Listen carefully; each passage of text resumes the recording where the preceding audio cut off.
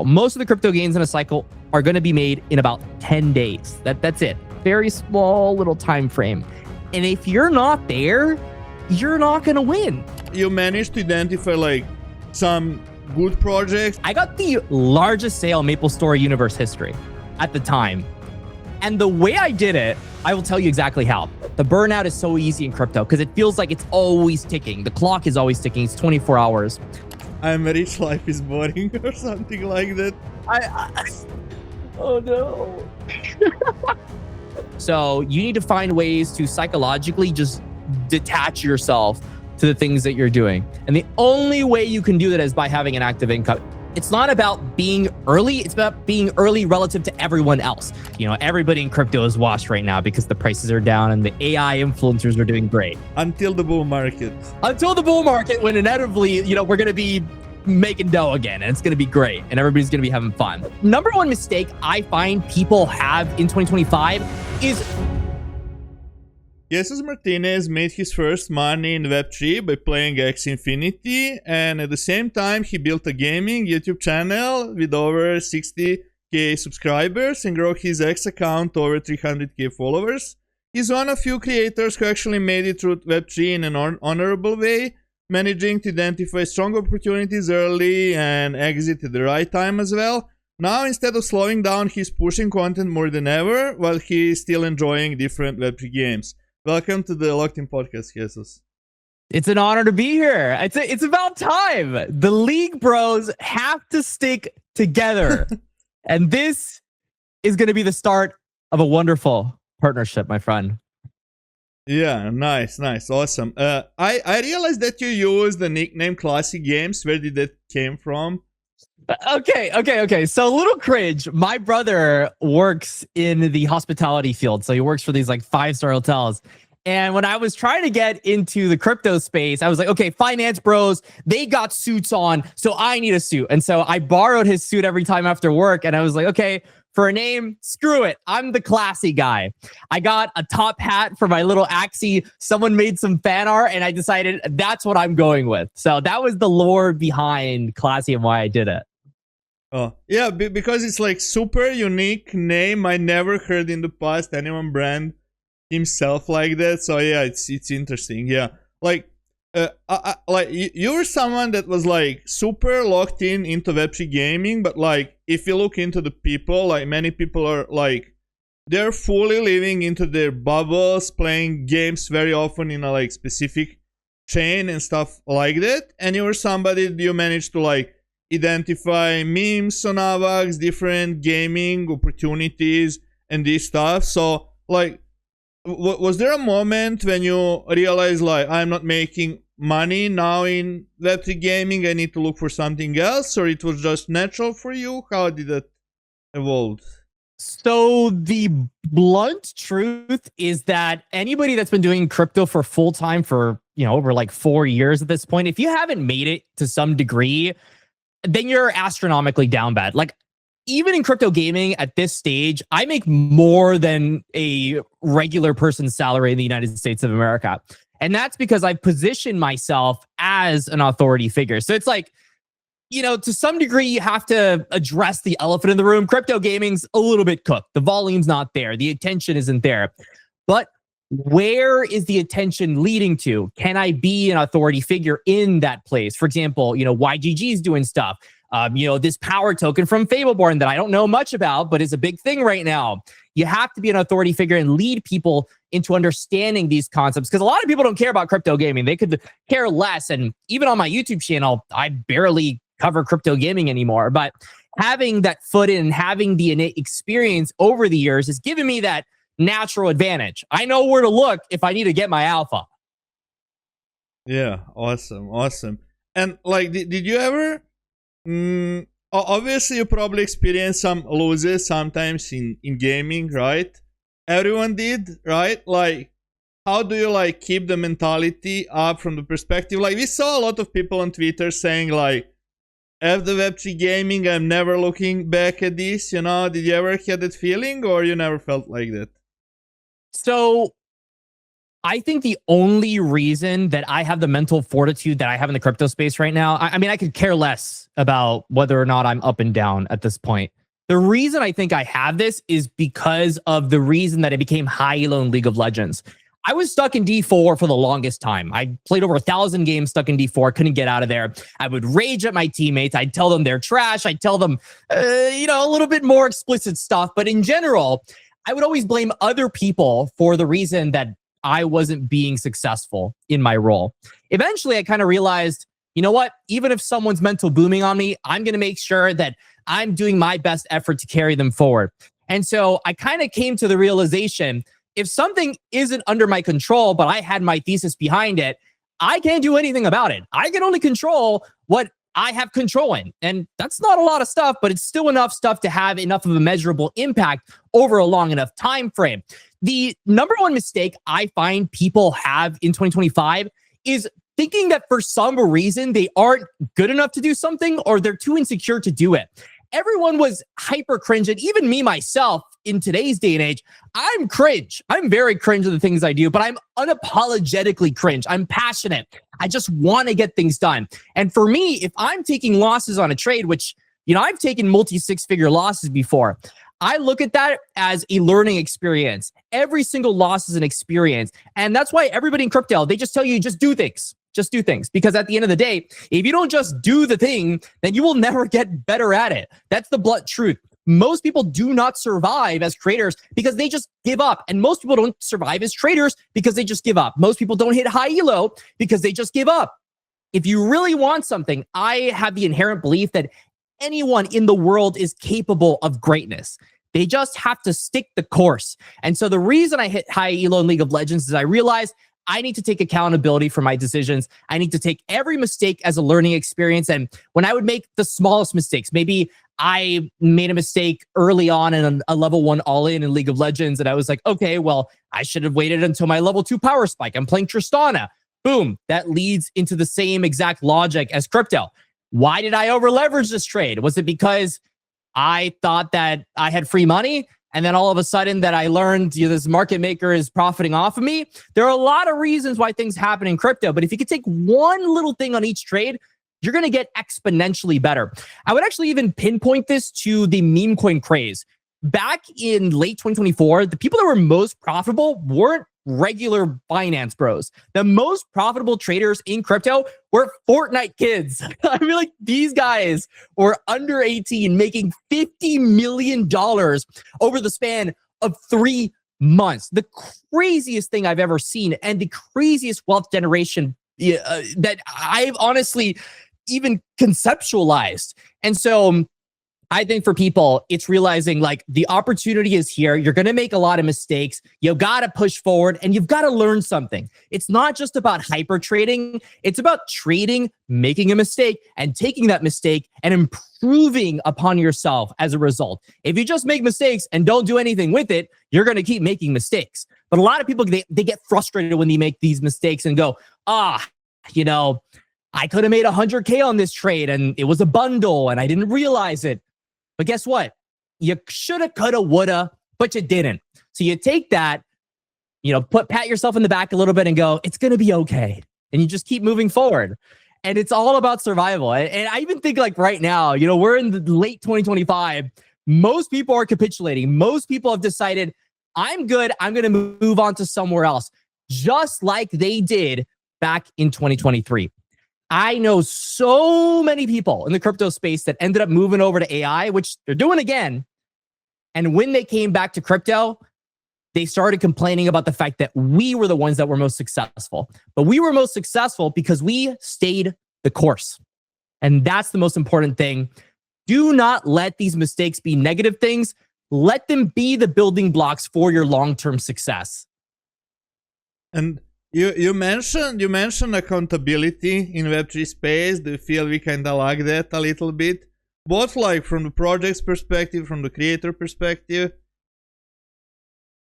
Well, yeah, everywhere, honestly. I mean, I made a post, it was, I think 2 days ago about this project called Aether Games.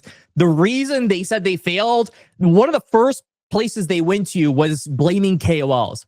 And I don't know if people, if you're in the KOL game, you would understand this. I invested into over 50 different crypto gaming projects. Now in 21, that would have been the best play by far. Every crypto gaming project was mooning in 2021 and the KOLs made millions. But this cycle, it was the exact opposite. Most of my money was made just trading in the open market. Most of these rounds, their vesting, their lockup periods were so long, we got wrecked. I mean, honestly, it is what it is. And so, and I don't blame, these projects for their failure. Crypto gaming just didn't have the run it had in 2021. So yeah, absolutely. It's everywhere. Everyone needs to be accountable for the mistakes they make. Now, does it need to be accountability in the form of like, oh, my project didn't succeed, and so I'm a rugger and I'm a bad person and I should just go to some island in Antarctica for the rest of my life? No, it's not like that. It's like, okay, my project failed. It failed because at the end of the day, the decisions that we made as a team did not work out. We should have maybe tried a different model. Maybe we tried copying a model that didn't work. At least we gave it a try.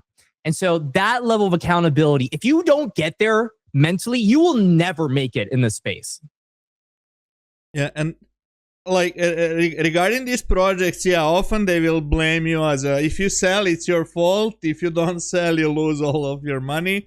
So like it's double-edged sword. Like what are some of the like you managed to identify like some good projects, and I realize, for example, even in gaming, you don't join on a lot of these games, but for example, for MapleStory specifically, like this will be a good opportunity and you manage to make good gains there. You manage to do this in multiple situations. Like what are the things that you're looking for in order, like, okay, I'm gonna commit to this?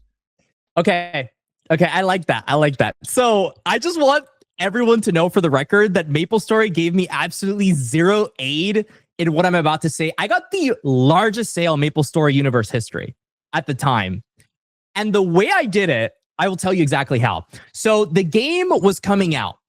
And what they did before they released the game was reward these like yappers on this like title website. Now I'm practically a boomer at this point. I don't understand the intricacies of it, but I do know that when these guys make their money, these creators, they're probably not coming back unless the money's just as good. So what ended up happening is, as this game launched, I saw, well, there's not a lot of attention, but there's one arbitrage opportunity here. And it's the fact that Nexon invested $100 million into this company. They invested a ton of money into this company, didn't give people proper incentives at the launch. And so what's going to happen? Naturally, the attention fades. And I noticed this last year. The same exact playbook is run time and time again. The playbook is launch comes, it is just immediately downhill. Everybody hates everything. Let's burn it all to the stake. And then afterward, the marketing actually starts. They want the capitulation to happen so that price stability can happen and a better chart can happen long-term. So we saw that with pretty much every major TG. We see TGE, airdrop farmers immediately dump. Everybody that got their tokens for free immediately dump. And then afterward, big boom, the items started going crazy. And I didn't try to front run this. I didn't go, I am going to get into this because I know for a fact this is going to happen. Instead, I waited for the price to begin to appreciate to new highs, and then I got into it. I think too many people just think they need to be early into things. It's not about being early. It's about being early relative to everyone else. And so I got into it. And then right after, they announced that they were going to do an event where they were going to double the amount of item drops, because item drops were becoming a big issue. These items were getting too expensive. I sold my character a week before that event ended, because I knew that when that event ended, everybody would floor all of their items and their characters and the economy would crash. And that's the same playbook that I pretty much played with most crypto gaming launches. Example, Axie Infinity was the same. SLP minting peaked, the server crashed, and then right afterward, I sold my Axies. I was like, okay, I'm good. I'm happy with my gains. I'm out of here. Same thing happened with Peg Axie. Peg Axie, these Pegas went up astronomical amounts in January of 2022. And right afterward, all these influencers started getting in, and I decided, okay, that's cool. Let's get in. On Valentine's Day, the founders of Peg Axie decided to announce that there was going to be a special burn event. And I had realized through my spreadsheets, there was a public spreadsheet online, it showed the amount of coins that were burned and minted. And that chart was getting closer and closer and closer to equal. The amount of tokens that were being burned for the beginning of the game was ridiculous. I mean, they were burning so much, the price was going crazy. But eventually, the amount of tokens that were minted were starting to kind of inch closer and closer and closer. And I found that the timeline revolved around a specific day. And that was Valentine's Day. And so me clicking it in, I realized, oh my God, they are freaking out and trying to stabilize the economy. And if they don't make this event successful, we are doomed. So I got out of there. I ran out of there as fast as I could, because I would rather be a guy that sells early versus a guy that sells late. I'd rather take the profit while it's there versus try to be some kind of prophet that predicts the 500x gain. I'll sell at a 25x. I don't need the 500x. And most of you don't need it either. So that has kind of been the logic that I've been using with crypto games. The game is different with every single niche. Every single niche has its intricacies. It's different market makers. It's different founders. It's different strategies. But if you kind of can click together patterns because you're in the game and you're actually throwing money into these things, then it becomes a lot easier to be good at finding them.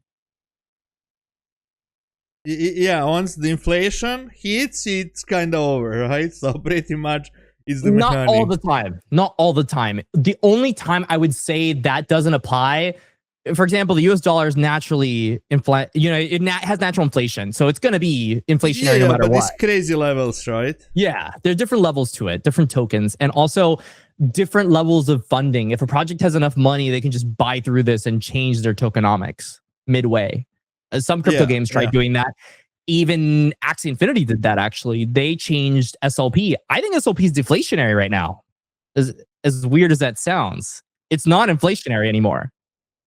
I'm not sure, but yeah, I realized that it's happening very frequently, that they change something regarding tokenomics in the middle, right? Like there is huge inflation of some item that was very expensive or something like that. So you're always like exposed to kind of high risk.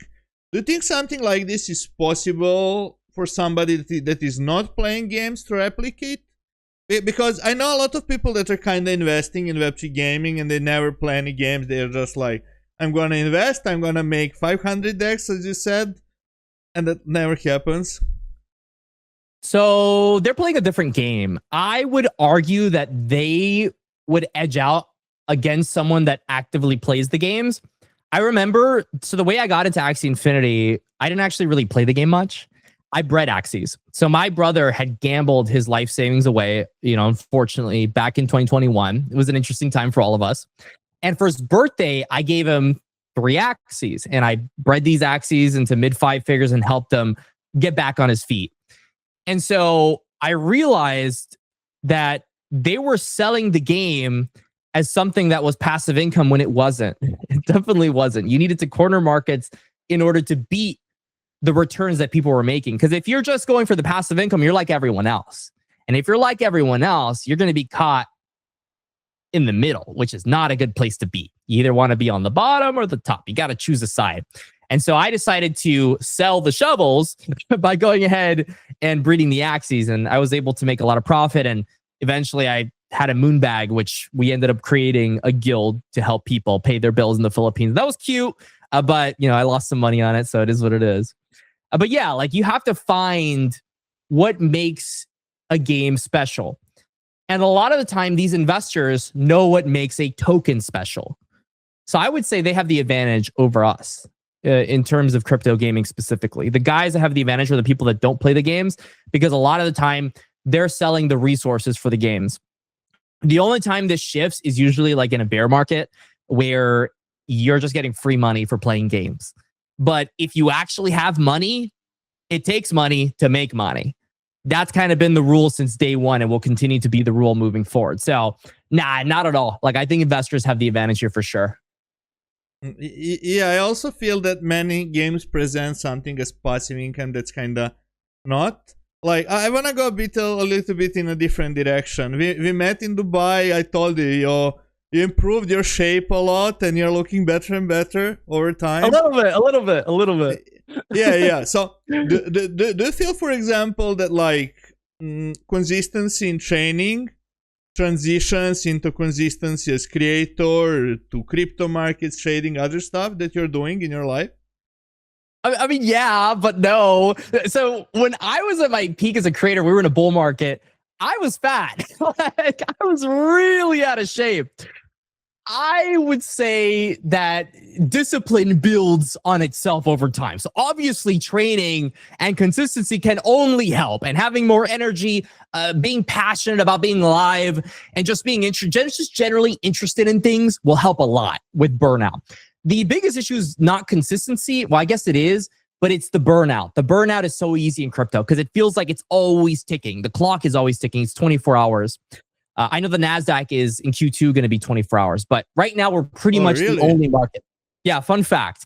But pretty much every market out there is not 24 hours other than cryptocurrency. And so that naturally makes you feel like you always need to be here. But what I've learned as a creator is you kind of don't. Even if you're a little bit late on the news, as long as you report on it correctly with an opinionated take that is accurate, hello, you're going to be all right. Right? So the way I feel about things is that the consistency is just a habit. Habits are created by just doing things. So if you don't want to go to the gym, that's okay. Just do things. Literally just do things. Obviously, going to the gym is going to help. And I've been doing this very cringe TikTok trend. It's like 75 hard. I'm literally only doing it because I know I'm competitive. And so if I'm a competitive person, I will be more incentivized to do something if I'm going against other people, which, you guys, we all have our issues, right? But that's the way that I motivate myself to do things. And so that's been working for me. And, I've been losing a lot of weight because I, work out for like 2 hours a day and I actually eat clean. But yeah, definitely, like, it's not the most important thing in the world. The most important thing is actually doing the thing and building the habit. Yeah, I feel like that urgency aspect for people that like you can trade crypto 24/7 is often kind of bad. I think you made one video where you mentioned like the importance of active income, right? Can you elaborate a little bit on that? I completely agree with you there. Like, I think many people underestimate the power of active income. This is what we actually spoke about when I told you I always like to have something. So can you elaborate a little bit on that? So that's a rabbit hole in and of itself. As a creator, I have been watching a lot of podcasts from this guy. He's called Creator Science, and he does a great job of breaking down ways to monetize better as a creator, ways to do better thumbnails as a creator. He does newsletters and he likes writing, and he makes a ton of money off writing. So good for him, right? Everybody has their own ways to monetize. But the idea behind being a crypto creator, think about it. Fundamentally, it's like we're constantly covering the news. If we're constantly worried about our positions and being able to pay our bills, how are we supposed to be good traders? We'd be panicking every 5 seconds. So from my POV, while I do have passive income sources and I'm very grateful for them, I realize that I have to continue to make this active income to build upon these sources over time, especially in crypto. These passive income sources are very deceiving. And that's why I've been stacking more Bitcoin. I had a bunch of miners back in 2024. I had nodes. I had a ton of different things. But what I made most money on was that active income that I was actually doing on.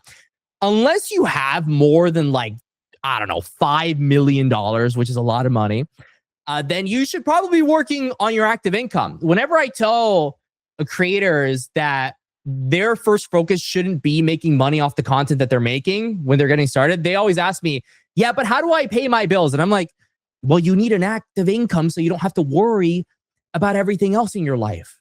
If you don't have the foundation, how are you going to build Rome? There's no way you're going to build it. So you need to find ways to psychologically just detach yourself to the things that you're doing. And the only way you can do that is by having an active income. Imagine right now, I'm happy with the gains that I've made, and I'm very happy with the money I pulled out.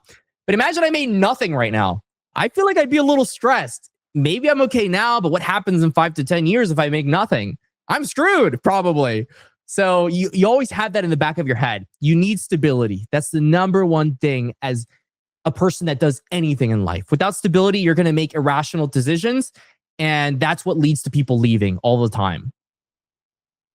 Yeah, I feel that way as well, right? I mentioned to you, like, I'm consistently always looking to have something active because you never know, like, how the markets will be at a specific time, you know, whether we have a continuation or we have a further pullback, right? So it's always safer to have active income.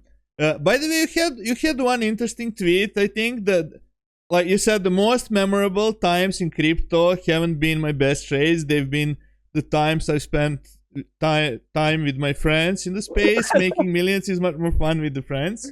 Like, do you feel like many people, like, as creators, you said many people like want to make money immediately, like, and both from, like, I think we as creators can kind of resonate with each other more, often even more than with people in real life. You know, I'm really good with some people that I met online, often more, as I said, than in people with real life. Do you think that people underestimate both from, like, understanding and, like, friendship perspective as well as opportunities? I sometimes feel people are way too transactional and they're like, if I can't make a deal with you, I don't even want to talk with you or something like that. There's a reason that people act the way that they do. I don't know the exact numbers, but I know there was a study, this is widely accepted at this point, where back in the early 2000s, people were just much more trustworthy. And right now, we are functioning in what is essentially a low trust society. I mean, for the first time ever, you actually have to think about how to convey trust to your audience. You didn't have to do that before. Before, people would just trust the things that they saw on the internet. I mean, even your background story, like, people would just kind of get a message and say, okay, I want to do things with you. But these days, that just doesn't work. And so I understand the band camp of being transactional because you've been burned so much. I went through that when I first started. The person I got into being a creator with me, I had messaged everybody that was challenger, that was also, like, playing with me. And I went, hey, I'm coming to a crypto. You should come with me. Most of them blew me off for obvious reasons. They thought I was crazy. One guy ended up coming with me. We made a guild and we did all these things. But eventually, he ended up pretty much backstabbing me for some scam burn coin that he made, which ended up disappearing a month later. But, you know, I was very hurt by that, extremely hurt. I didn't know at the time how I would ever trust anyone else in the creator space. And so it took until an event called 3XP, which by all measures was a failure of an event. I mean, the guys that made the event did not make money. But the success came from the fact that during a bear market, during a time where absolutely no one cared about the crypto space, the people that were passionate, that were making a lot of money, but they were very passionate, they showed up. And we all talked to each other about the space. And a lot of those guys ended up actually being pretty successful creators, even despite the current market conditions. And so the thing always ends up being, if you do not trust the process, if you do not trust people, you will never get anywhere. Humans instinctually, habitually, are trusting creatures, but society has made it very difficult for us to trust each other. But the reason people trusted each other for the longest of time is because it's just easier to do things if you have multiple people. If you get Jeff from the street down the block to tell you that this house over here has X, Y, and Z issue, he's probably right to some degree. Maybe I should look into this. So it's incredibly important to understand there's 8 billion people on the planet. You know, a lot of them are probably not good people, and a lot of them are just not going to be good meshes with you. But in that fine line, someone in there is going to be good and additive for you. So unless you just keep pushing and trying, you're never going to find that person. And I know it's tough because I went through the same thing. I didn't want to trust any creators. I didn't want to trust any people in the space. I became transactional at some point. But then I kind of lost the passion. I lost the reason that I was here. And it took me kind of going full circle until I was most profitable, when I actually embraced the fact that, hey, a lot of these guys are bad apples, but some of them are actually going to be good for me. And a lot of them are going to be cool people to hang out with. Those ended up being the best connections and the most powerful connections. And even to this day, the connections I'm most grateful that I made. I think if you don't network in this world, it's going to be infinitely more difficult for you to do whatever you want to do. So you kind of got to just bite the bullet, go through your experiences, and just keep pushing it. because I know it's hard to trust people in 2025, but if you don't trust anyone, how are you going to keep operating in this society? It's going to be so hard to compete against that many people. So you might as well do it with someone else. Yeah, like in Serbia, honestly, like whatever I try to start here, I actually experienced that somebody always scammed me, you know? And like if you look All at the like time. friends and family, it's kind of like for some situations you say I paid very low amount for this person to exit my life, you know? This is how you look at some of these situations. So it's kind of funny. You know, like when I heard in one of your videos you mentioned you made like 7 videos per day, I was like, oh my god, this is not possible, you know. And it kind of motivated me, you know, like to push more and to like find ways how can I be like more productive. How do you like find the balance between, I think we spoke a bit about during one of your streams, right? How do you find balance like to keep like the quality high while producing so much content? It is impossible to have a high bar if you're making 7 videos a day. That's the first thing I have to say. And it's also impossible to not burn out. I learned that. It took me a couple burnouts to realize that. I think it depends on the strategy. So what I was trying to do, the reason I burned out when I was making 7 videos a day. So here's how I'd make the videos. You know, this is 2021, a different time. So I would go ahead and I would find one tweet and yap about it for 8 minutes. I don't know how I did it, but it just like something in me, the yapper in me came out and I did it. If it's really easy to make a piece of content, technically, if you think about it, those 7 videos could have just been combined into one big video.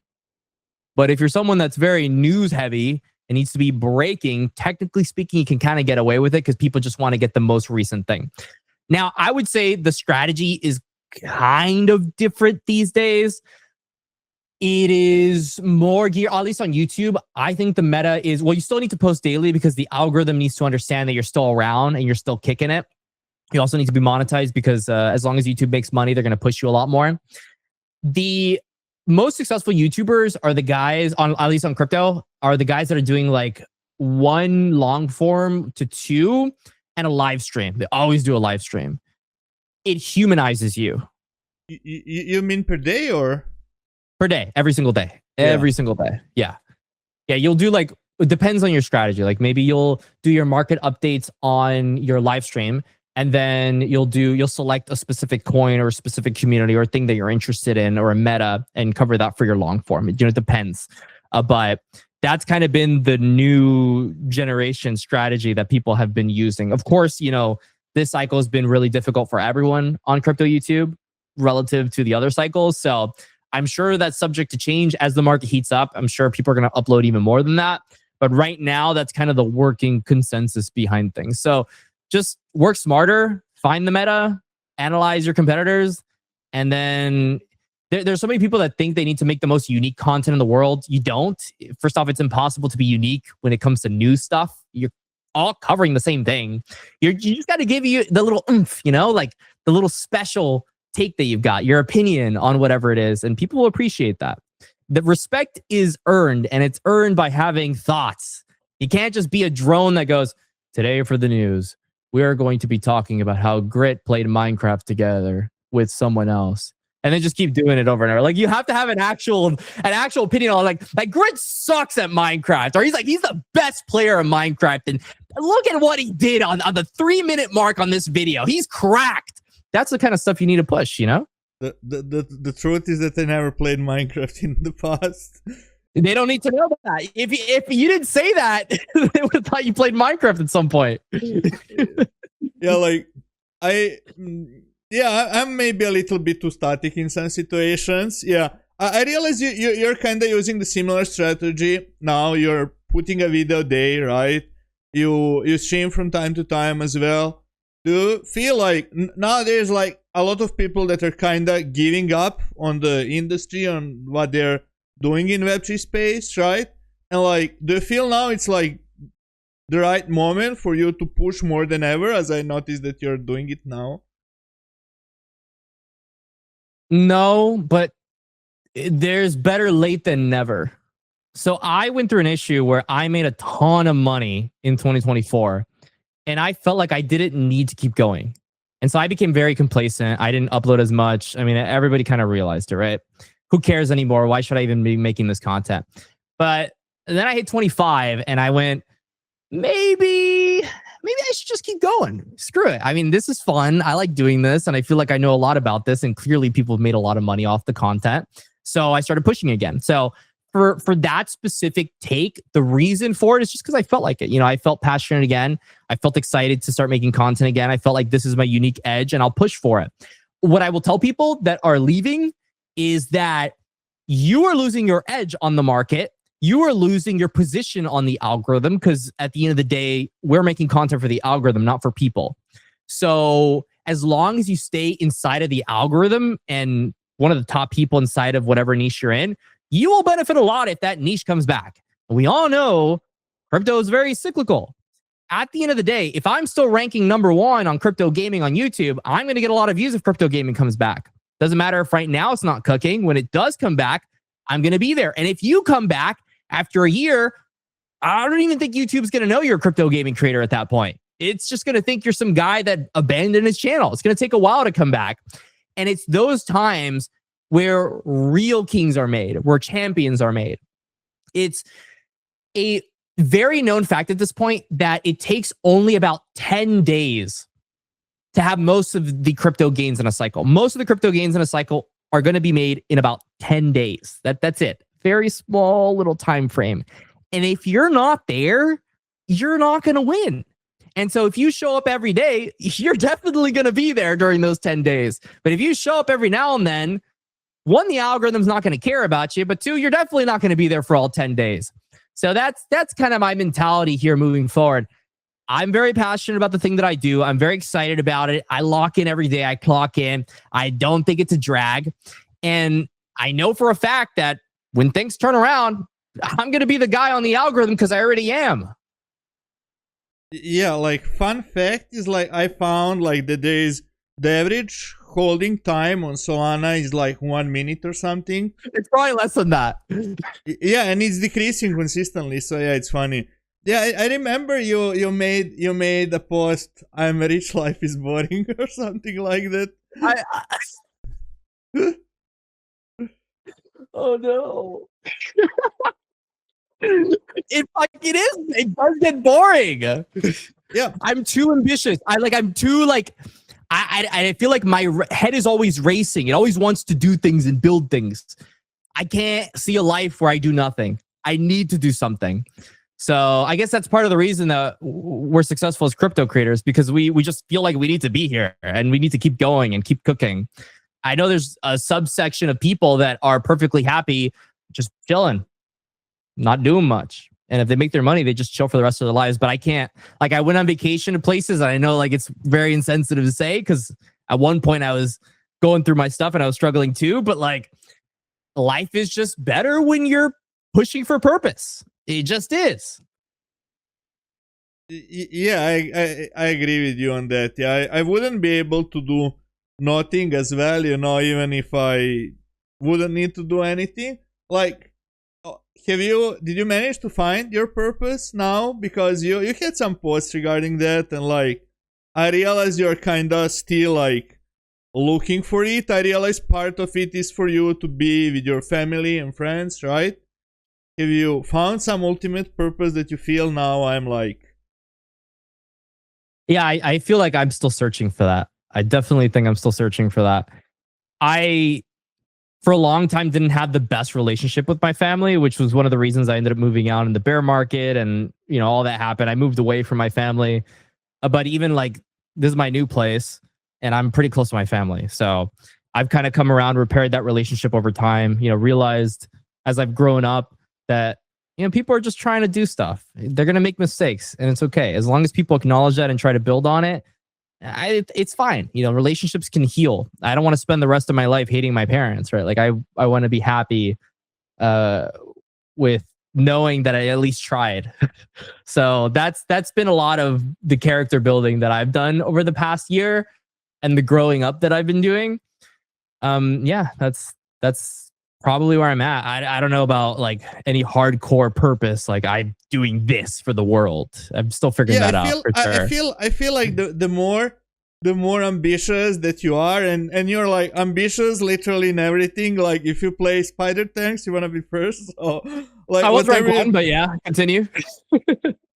yeah, so like whatever you do, like you want to be first, and if you have that mentality, I think like finding like the ultimate purpose might last for your whole life. You know, I feel that way for myself as well. You know, and like with age, I feel like family becomes like even more important, especially when you become aware of like mortality of your parents and things like that. You know, so it's kind of weird stage at one point. Yeah, let's go like to the brighter topic. Okay, so for the people like now we see a lot of people, they want to be a creators, right? Some of them I think like they're more of a, like farmers than creators, which you mentioned, you know, regarding the earnings and stuff like this. Do you think like now it's a good time for the people that want to start creating content, and what is something that you would tell them, you know, if they're starting out today? There's no such thing as a bad time to start making content. I mean, like I said earlier, I think I started locking in later than the rest. When I first started making content, I definitely wasn't early. I started making my Axie Infinity videos pretty much at the end of the bull market. And the most popular video that I had was me criticizing the founders of Axie Infinity for having an unstable economy, which ended up being correct. At the time, a lot of people believed Axie Infinity was going to be the next big thing. And, you know, unfortunately, it wasn't. And I pretty much quit that channel. I started uploading in the bear market. A lot of my growth was during the bear market. Pretty much all of it was during the bear market, honestly. So there's no such thing as a bad time. Right now, we're debatably in a bear market. For altcoins, definitely. And I would say this is a great time to start and be consistent, because a lot of people are not consistent right now. They don't feel like being consistent. It's not fun to be in crypto. It's definitely not fun to be a creator. You get criticized every day because the prices are down. They need a scapegoat. They need a guy to complain to. And if they're watching your videos, they're going to be telling you suck. But when the market turns around, all of a sudden, wow, you're so cool. You know, you're that guy that told me about HBAR at 4 cents and now it's at 30 cents. I've been through all that, but it doesn't matter, because if I didn't start, I would never have gotten there. In the bear market, when I first started, it sucked to be a crypto creator. It was not fun at all. It was probably the worst time to be a crypto creator. Somehow in that pocket, I ended up becoming pretty much the biggest creator of Terra Luna Classic after the debatably largest crash of crypto. It was absolutely insane. But that token ran from like $600 million to $8 billion in the middle of a bear market. So there are opportunities everywhere in crypto. But unless you're there, you're not going to win. So why not? I guess the question for any creator that wants to be a creator is, why not? Is it because you think you're not good enough? I guess I can't compete against some traders, but I have my own unique advantages. Or maybe I didn't know anything about trading when I first started. I started documenting white papers and what I thought about them. Maybe I wasn't right all the time, but over time I became better at what I did, and people saw that journey, that progression.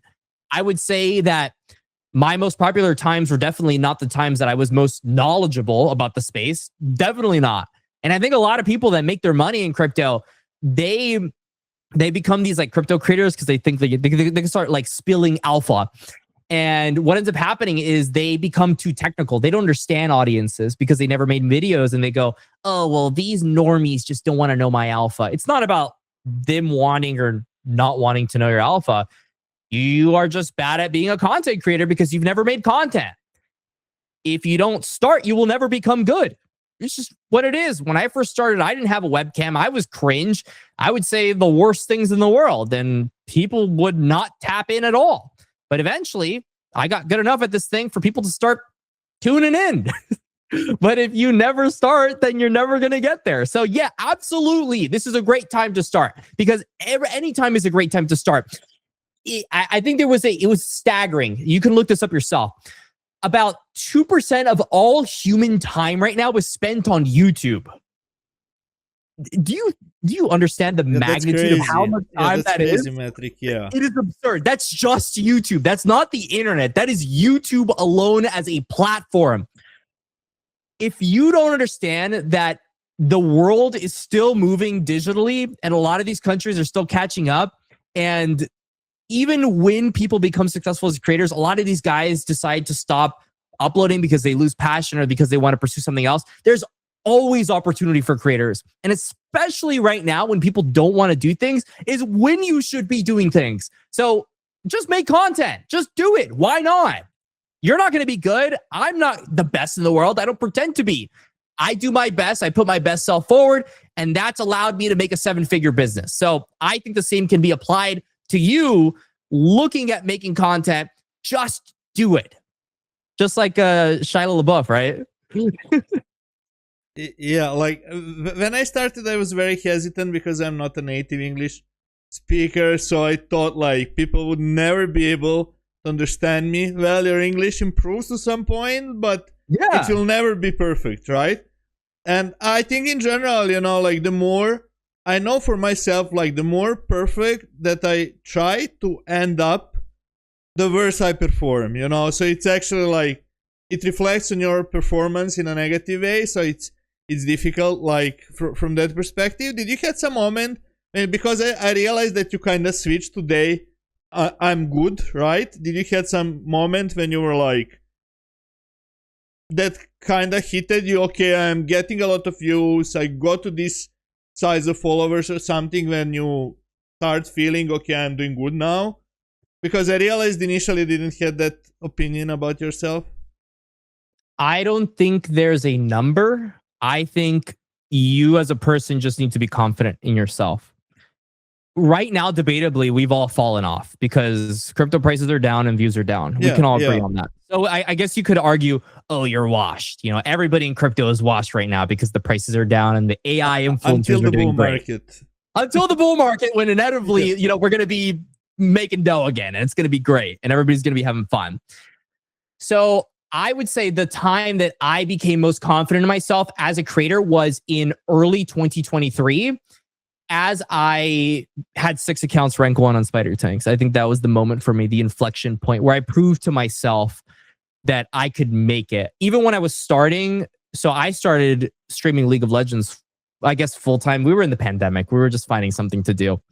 And, you know, I was making decent money or whatever, but I was always so insecure about myself because my friend group, a bunch of League of Legends Challenger players, you know, let's be honest, they're all insecure and they all have problems mentally for sure. You got to be deficient in something if you're Challenger in League of Legends.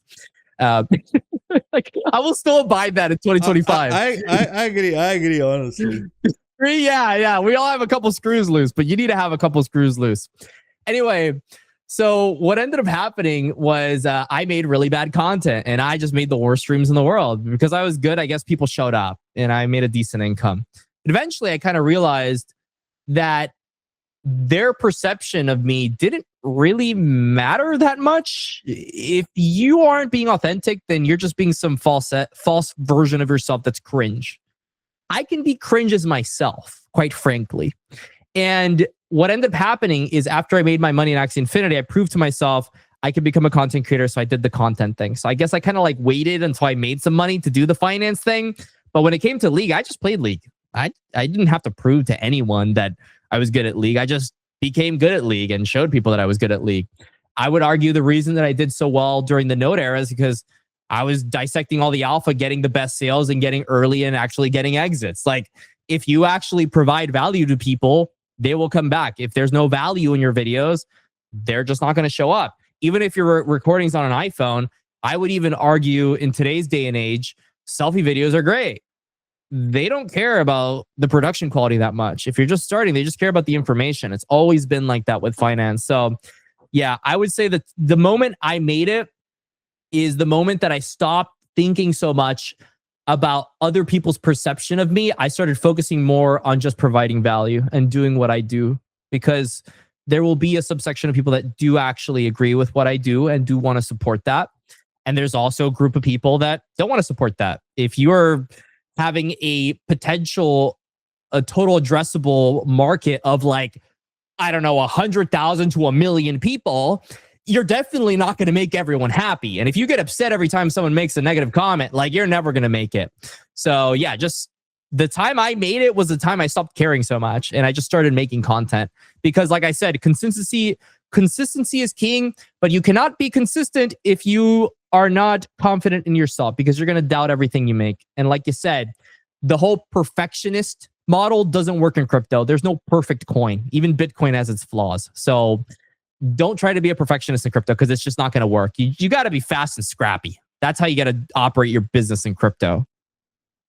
Yeah, I think this kind of applies to everything in life, not just crypto, right? And I think we are moving more and more towards that. I think even the content is like moving more towards live. This is the reason I think why people like daily videos, for example.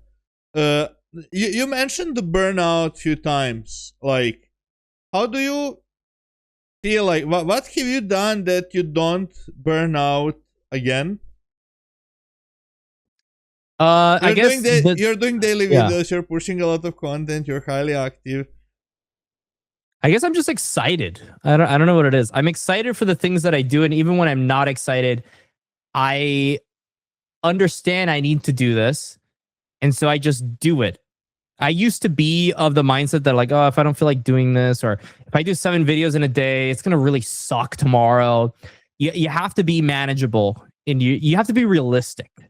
I guess that's the right way of putting it. I'm very realistic with the output that I created. I decided to increase the quality of the videos and decrease the quantity of videos. And so I give a lot more quality for the amount of content that you consume. Back then, I would just give practically slop, AI slop, if you want to consider it in today's day and age, inside of a YouTube video. But people appreciated that because they got their news fast. And that was the most important thing back then. Right now, people are looking for value. They're looking for education because the market's boring. So they have more time to actually look at videos. And so longer watch time is being rewarded. Burnout is only avoided if 1, you're passionate about the topic that you're talking about, and 2, you don't overburden yourself. Stress is only stress if you feel like you cannot manage it. So like, for example, if you're very stressed about going to the gym every day, then it's probably because everything else surrounding your schedule is making the gym an annoying task for you.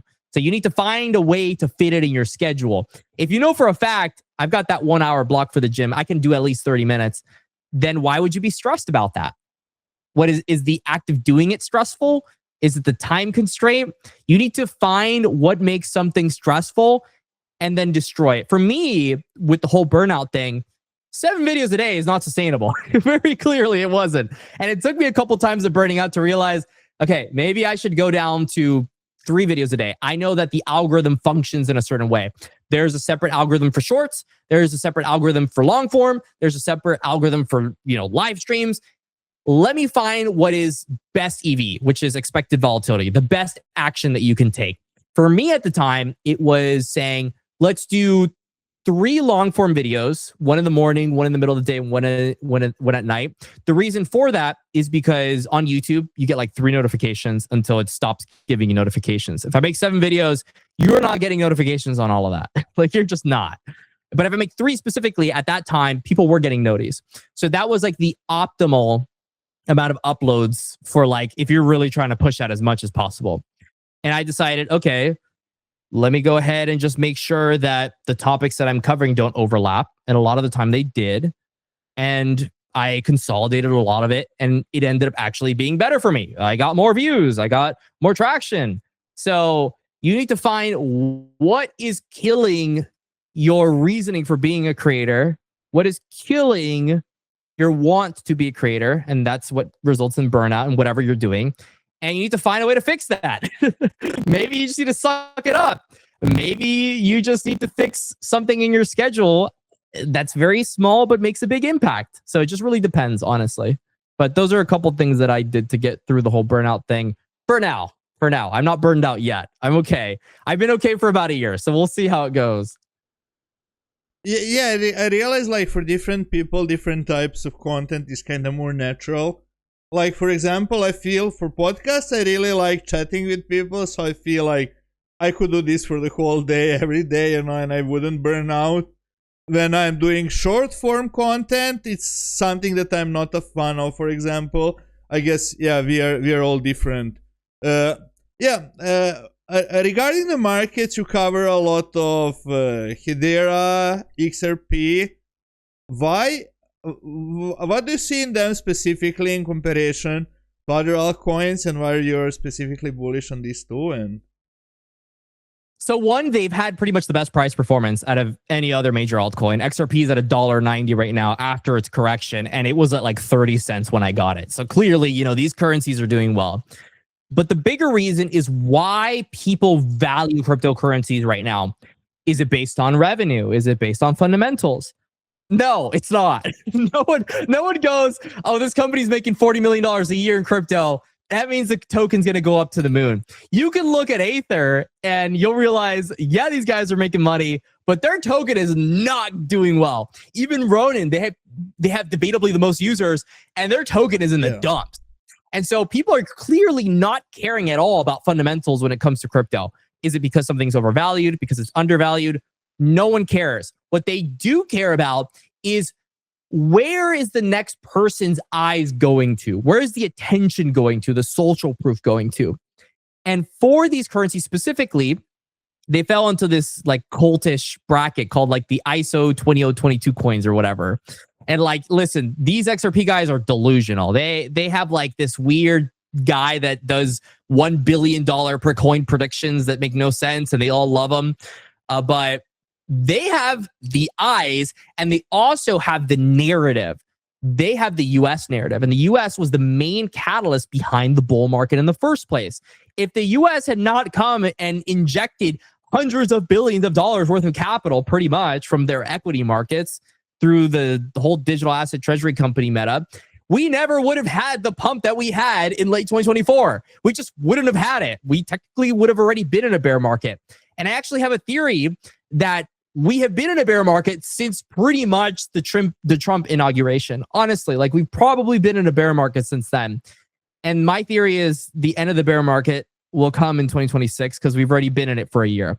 But anyway, these currencies, they've got the US narrative. They have the front runner's advantage. A coin that historically does well against other coins will just keep doing well because more people will naturally be attracted to it. You look at the biggest stocks out there, a lot of the time, the king keeps being the king unless something drastic happens. We've seen it with Uniswap. Tons of people think Uniswap is boomer technology, and yet still to this day, Uniswap is the biggest exchange out there for decentralized exchanges. Yeah. So many people have tried to dethrone them. So the same rule applies with these currencies. They are outperforming the market very clearly. Are they performing exceptionally well? No, I'm going to be honest. Right now, they're down a lot. But relative to other currencies, they're doing great. Like, I got into HBAR when that thing was at 4 cents. And even today, I see so many people complaining, it's at 11 cents. Like, it's higher than I got it. And also, XRP is the same. I got that thing at 30 cents. A lot of people are in profit with XRP, even today.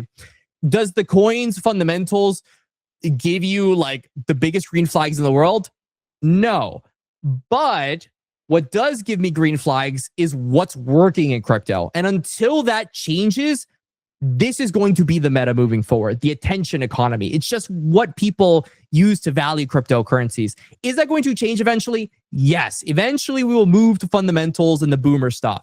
But right now, that's just how the game works. And it's going to continue working like that until it is proven otherwise. So that's my main thesis behind these cryptocurrencies.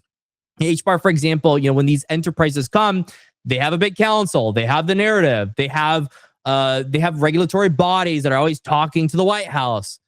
They have the front runner's advantage. Are they going to lose that lead?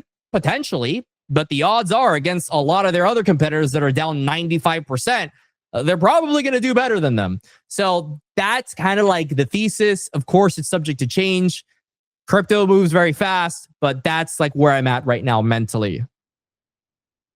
Yeah, so you said you expect like bear market to end at the start of 2026, right? So you expect 100%.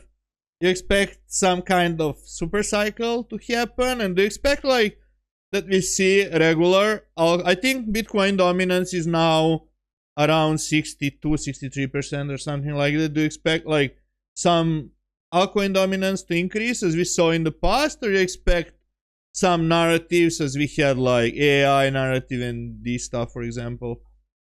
That's tough to say. So that's a lot to unpack. First off, so the reason that I think that the market is going to turn in 2026 is, one, the greatest liquidation crisis in crypto history was on October 10th. That was about $19 billion. Comparative to the second biggest crash, it's not even close. Like it is just so much larger in magnitude. It's insane. Like it's actually insane. And so it takes time for the markets to stabilize. One of the unique advantages that crypto has is the fact that pretty much every trade builds on itself. There's more and more and more liquidity in the crypto markets over time. The crypto market matures as people trade on it. And I don't know if people have been looking at the amount of volume in crypto. While it's down, I think the number was like 66% since October. It's still really high. There's still hundreds of billions of dollars traded in crypto. I remember in 2023, that was like a tenth of the number. We were not even scratching $10 billion a day. And so when I see those numbers, I see, okay, well, liquidity is slowly building up in crypto. These liquidation cascades have kept happening because market makers like Wintermute, historic Bitcoin buyers that believe in this super cycle garbage, they've gone ahead and sold because they're like, okay, the cycle's over. However, fundamental traders and institutions keep buying. And so what we're getting is pretty much a 50-50 of a bunch of institutions aping into crypto and a bunch of long-term traders selling into crypto and market makers manipulating the price in between. And so what I think is going to happen is we're getting kind of like the final echelon of tax loss harvesting and people just selling into the end of the year for tax purposes. Remember, the US is a major market for crypto. Yeah. And 2026 is going to be like that reset. The second January hits, we're good to go. We can buy our Bitcoin back and we can do what we need to do for the next year. And maybe we'll repeat our strategy at the end of the year. But that's going to be the big reset moment for everyone in 2026. The worst time to get into real estate is during these times, pretty much like these months of the year. Things pick up in spring and things kind of taper off into summer. That's why pretty much every other market does the same thing. We see that with the NASDAQ. We see that with SPY. We see that with gold. Everything kind of just chills out in summer. But everything kicks back up in spring every single time, unless proven otherwise. And so that's the first reason that I think that Q1 is going to be massive for crypto. It's going to be that big inflection point where they think they're going to get the correction that they want, which is like a 50K Bitcoin, but it's just not going to happen. We're probably going to taper off like 75, 78. The other reason is the other answer to your question was about altcoin dominance. I believe Ethereum is the carry trade. And what a carry trade is the trade of the cycle. The reason for that is because, one, Tom Lee still has a lot of ammunition. He has billions of dollars to buy Ethereum. But two, I don't know if people have been looking at the charts, but there's a certain currency that has ticked up, and it's called Bitcoin Cash. If people learned about the history of crypto back in 2017, there was this thing called the Bitcoin Wars, where there were these scam Bitcoins like Bitcoin Ruby and Bitcoin Satoshi Vision. There was Bitcoin Cash too. And all of these guys came around because they thought they could be the next frontier for Bitcoin, that Bitcoin Core wasn't going to be the next big thing. And then inevitably, Bitcoin ended up winning. But that division created an opportunity for pretty much everybody else. And the same thing's going to happen in 2026. Ethereum is going to be the next frontier for these institutions. They want to make gains. And so they're going to make those gains off Ethereum. And as they make their gains off Ethereum, I think most of Bitcoin's dominance that it's going to lose is going to be because of Ethereum. It's not going to be like general altcoins. Will general altcoins benefit from a Ethereum supercycle? Probably. I don't think it's going to be as aggressive as 2021. That was a very special time for everyone. But I do very much believe in the carry trade siphoning over to Ethereum versus Bitcoin. Is Bitcoin going to do well? Yes, it's going to do well. I just think from a percentage standpoint, we're going to look back at this and we're going to be like, okay, yeah, Ethereum's going to be the thing that cooked. These digital asset treasury companies really haven't dumped that much money into Ethereum. They have a ton of money they want to dump into it. We know all these other altcoins have treasury companies. XRP's got $1 billion one. What was it? WorldCoin ended up coming out with one. So many companies are coming out, or crypto projects are coming out with their own DATs, and so much money is going to be thrown into the crypto markets. And most of it is going to be kept in a vault because of the most exciting thing in the crypto market right now for boomers, which is stablecoins being put onto Ethereum. And so the vault of crypto is going to be Ethereum.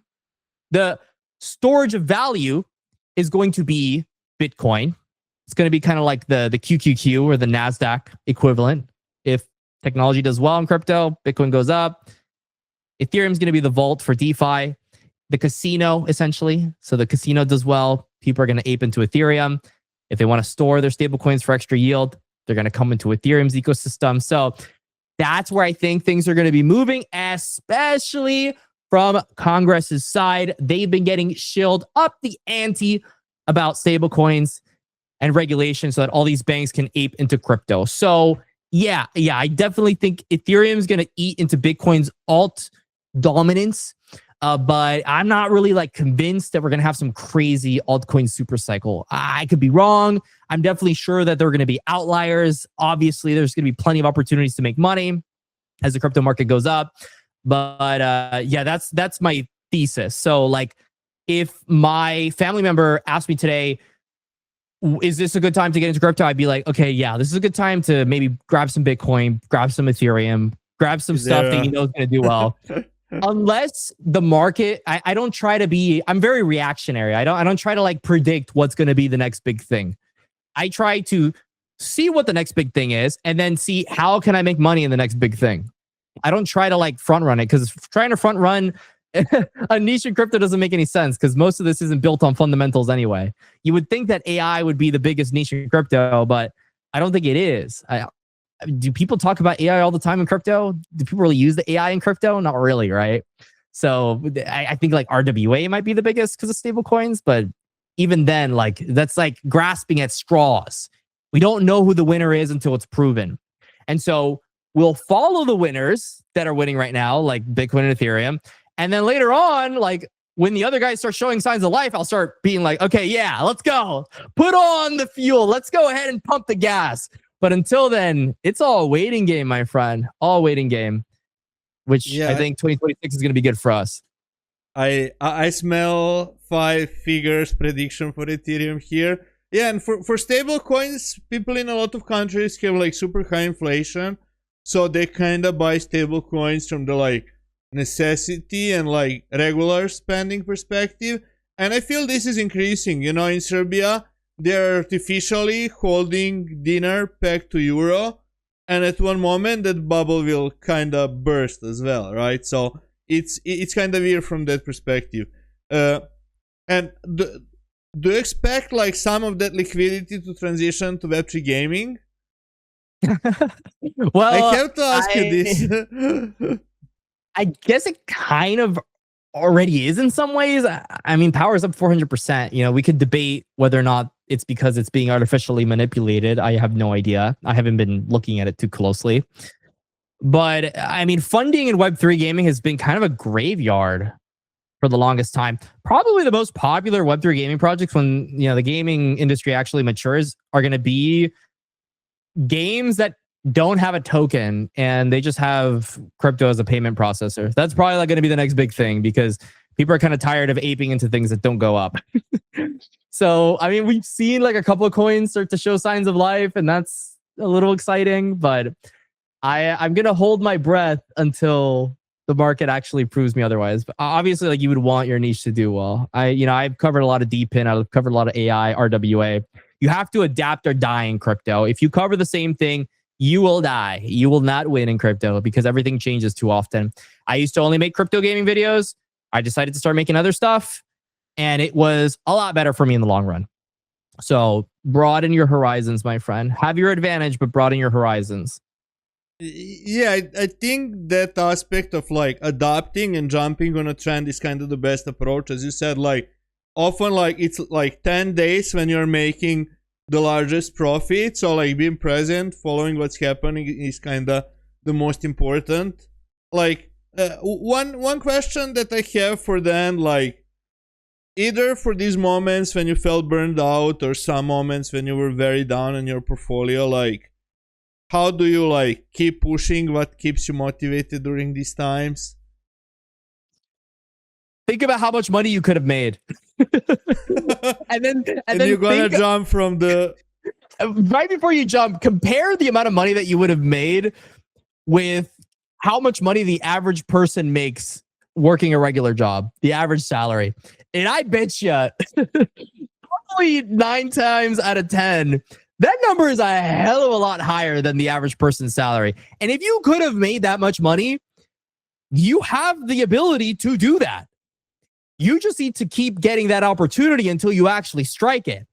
So whenever I feel bad about how much money I potentially could have made or how the markets suck or how, oh no, Trump said no tariff, no tariff. And then he said no tariff, but joking, we're doing the tariff thing again, until inevitably he goes to bed with another president. I would say that the big thing is just comparing the fact that you killed it. You killed it compared to most people. You're doing fine. Even if you lost, you were there. You had the opportunity, and you will probably have the opportunity in the future.